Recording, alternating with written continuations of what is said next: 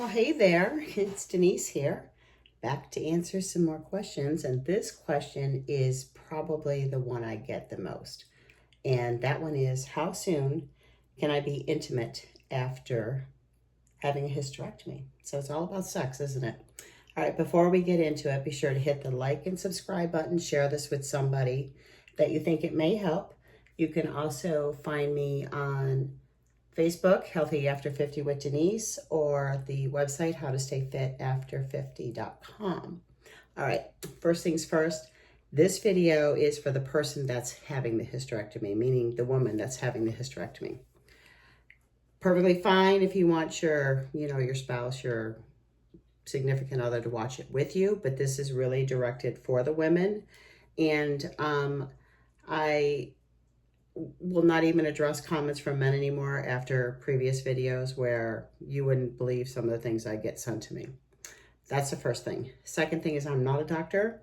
This is from my experience, and I find that sometimes telling my experience to other women, it does help them.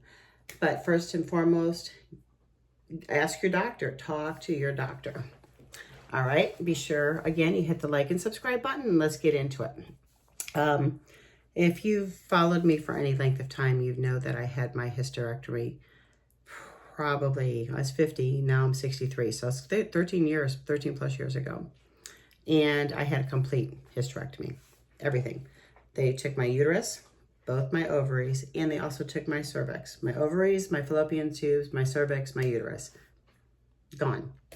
And the reason being is I had these very large fibroid tumors, and they were all over the place I was also having a period like every month, like clockwork. And some months it was so bad that I literally could not get off my couch. I was just hemorrhaging, like going through a maxi pad every 30 minutes. That's a lot.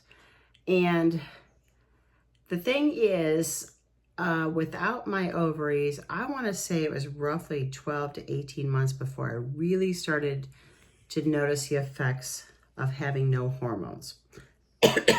What happens when they take your ovaries and your fallopian tubes and everything else is those are what generate the hormones that a female needs. And the only thing I can assume, this is assumption on my part, that the hormones were left in my body for that length of time, and then actually they were no longer there, and I felt like crap. Okay, so my doctor, I did ask her about hormones. She said she didn't think I needed them. I took her word for it. Okay, I thought, well, okay.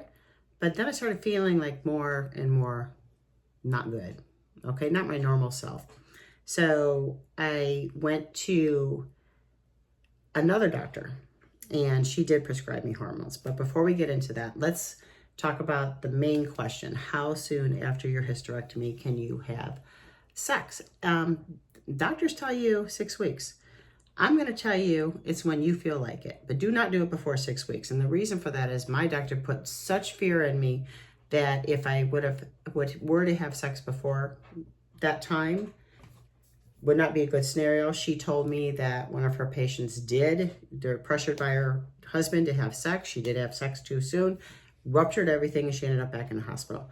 That was a visual that I wasn't willing to even take a chance on. So now, at that time, back to the hormones. Before I went on the hormones, yes, we went back to sex, but it just wasn't the same.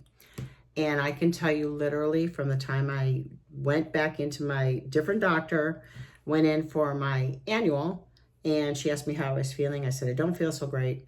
And she says, well, why aren't you on hormones? I said, well, I asked the other doctor, and she says she should have put you on hormones. I went on the bioidentical hormones, the pellets, get them in my glute every 6 months or so, and like within a week I felt like $1 million, back to almost my old self.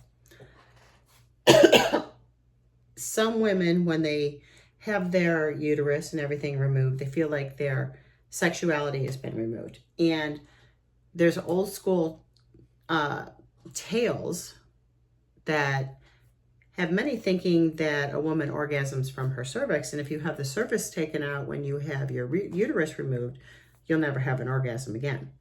Well, let's address that right here. The majority of women have orgasms clitorically. They do not have them vaginally. Some do, don't get me wrong, but the most of them are by direct contact with the clitoris. That's the first thing. So whether or not you have your cervix isn't going to make a difference for orgasms, one way or the other. Back to the hormones. Once I had the hormones put in, I literally cannot tell you, night and day, like within a week. There was also something else that happened that they found in my blood work. I was dangerously low in vitamin D. So they also started me on a vitamin D regimen, and that also made just a huge, huge, huge difference. Now at 63, my husband's 65, things do slow down. Let's be honest, but we still have a very active sex life.